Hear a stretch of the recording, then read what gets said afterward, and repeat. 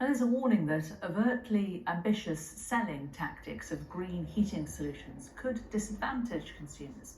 The Competition and Markets Authority says some businesses may be making misleading claims about the cost saving or environmental benefits of their products, including much vaunted heat pumps. Well, joining me now is Sarah William, Director of Regulation and Asset Strategy at Wales and West Utilities. And Sarah, of course, consumers are being urged to look at different energy sources. That's not good for you and your market, is it? Is it a cause for concern for you that consumers are looking at things like heat pumps? No, we're pleased. In fact, we recognise there's a huge role that households have to play in getting to net zero, and changing our heating systems across the country is going to be one of our biggest challenges. And we understand that heat pumps, which are available today, are definitely right in some people's homes, particularly those that are maybe larger homes, those that are well insulated, and people that have got the money to actually pay for them. However, we are looking at alternatives. I think most importantly, consumers typically value choice. And as it stands today, 85% of households are using natural gas in their homes with a gas boiler. So we're doing work to look at whether, in fact, we could change the gas going through the pipes to hydrogen. And the beauty of hydrogen is that, especially if it's green hydrogen, it would be zero emissions. And importantly, for consumers, the experience would be very similar to today. So whereas with a heat pump, you may have to make changes to your home, for example, better insulation, upgrading your pipe work, etc. With a hydrogen boiler, you would simply be able to replace your boiler like for like.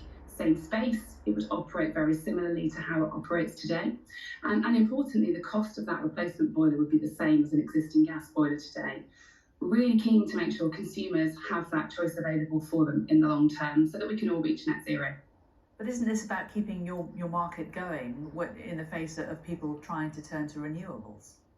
Well, we absolutely understand that we as a country need to move to more renewable energy. And we already have existing pipes under the ground. So my company, we work in Wales and the South West.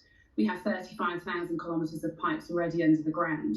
So we need to make sure that we use our existing infrastructure to be able to support our move to net zero. And by using that infrastructure and changing what goes through the pipes from natural gas to hydrogen, it's a really economical way of ensuring that actually we are able to utilise that existing infrastructure for our future heating requirements within our homes. But we have to accept, don't we, that infrastructure is going to have to change in the long term. And you were saying, one of the benefits of using hydrogen instead of using heat pumps is that you don't have to better insulate your home, you don't have to change your boiler. Well, the fact is that we all should be better insulating our homes, shouldn't we? That should be the first thing we're doing to try to stop using so much energy rather than just replacing one energy with another.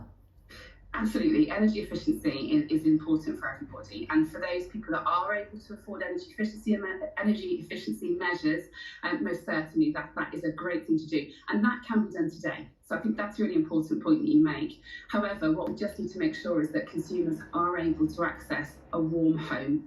And with heat pumps, dependent upon the type of property, that level of comfort and warmth isn't always possible.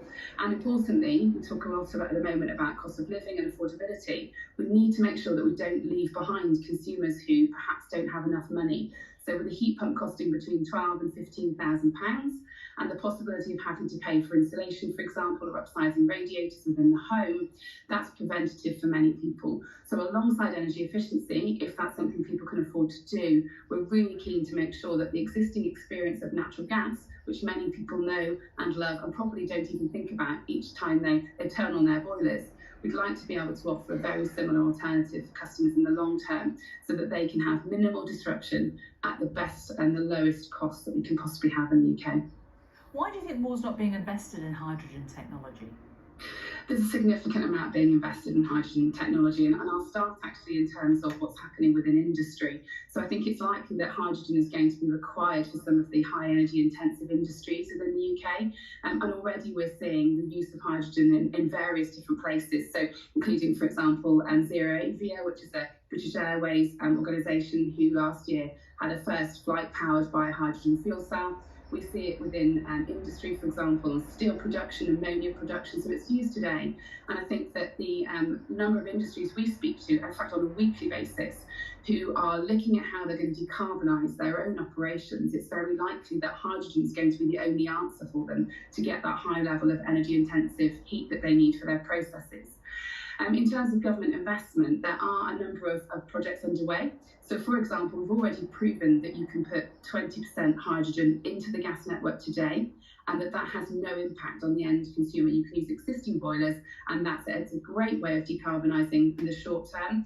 And by doing blending across the UK, we can actually reduce emissions by 6 million tonnes of carbon. And that's equivalent to taking 2.5 million cars off the road. So that's something that already we're waiting for government to make a decision around putting blended hydrogen through the gas network.